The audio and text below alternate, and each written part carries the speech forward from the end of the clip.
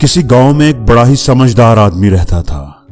गांव के सब लोग उसे बड़ा मानते थे और अपनी रोजमर्रा परेशानियों और मसाइल का हल मालूम करने, मशवरा करने के लिए उसके पास आया करते थे।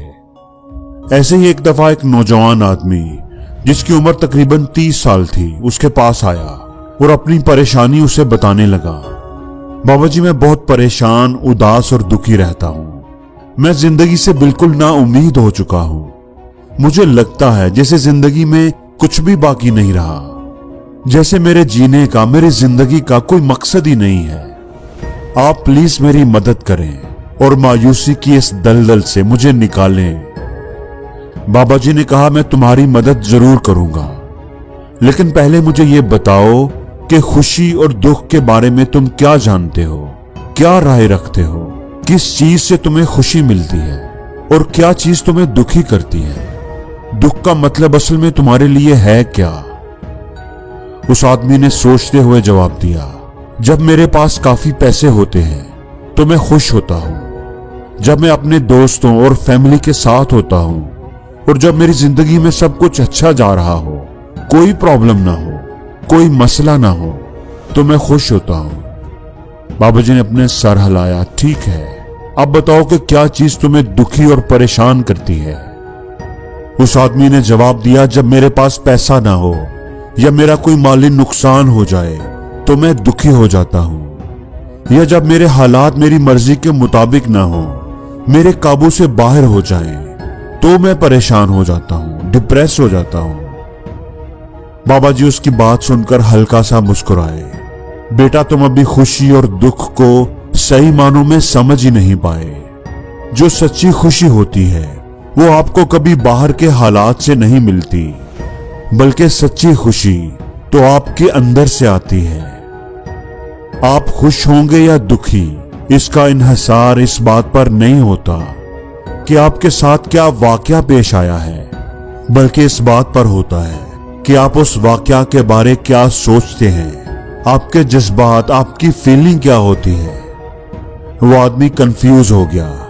लेकिन बाबा जी, जब मेरे हालात खराब से खराब होते जा रहे हो, मेरा हर काम बुरा ही हो रहा हो, तो मैं भला खुश कैसे रह सकता हूं। तो बाबा जी ने कहा कि सबसे पहली बात, अपने पॉइंट ऑफ व्यू को, अपनी नुक्ता नजर को या चीजों को देखने के अपने अंदाज को बदलो। और दूसरी बात ये कि उन चीजों पर फोकस करने या उन चीजों के बारे सोचने की बजाय जो चीजें तुम्हारे पास नहीं हैं, तुम्हारी जिंदगी में जो कमियां हैं, उनके बारे सोचने की बजाय उन चीजों पर फोकस करो जो तुम्हारे पास मौजूद हैं। अपनी जिंदगी की अच्छाइयों पर, खुशियों पर फोकस करो। और तीसरी बात कि प्रॉब्लम्स, मसाइल हर किसी की जिंदगी में होते हैं। कुछ लोग होते हैं जो हर वक्त अपने मसाइल का ही रोना रोते रहते हैं। मेरे साथ ये हो गया, वो हो गया, मैं लुट गया, बर्बाद हो गया। वो अपने मसाइल पर फोकस करते हैं। और कुछ लोग अपने मसाइल के सॉल्यूशंस पर फोकस करते हैं। वो रोना नहीं रोते, वो सोचते हैं कि अच्छा, अब ये प्रॉब्लम आ गई है तो इसका हल क्या है, इसका क्या हल निकल सकता है, और वो इसका हल निकालने में लग जाते हैं। उनकी अप्रोच सॉल्यूशन ओरिएंटेड होती है। और आखिरी बात ये कि हमेशा याद रखो, जिंदगी में कुछ भी परमानेंट नहीं होता। जिस तरह मौसम बदलता है उस तरह वक्त भी बदलता रहता है, हमारे हालात भी बदलते रहते हैं। आज अगर बुरा है तो कल अच्छा भी आएगा। ये वक्त ही तो है, ये रुक थोड़ी जाएगा।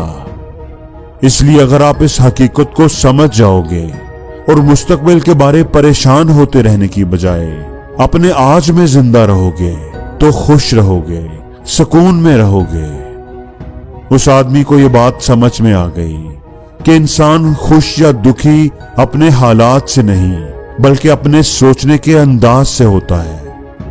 उसने अपनी सोच को मुस्बत कर लिया और अपनी जिंदगी में मौजूद मुस्बत चीजों पर फोकस करना शुरू कर दिया।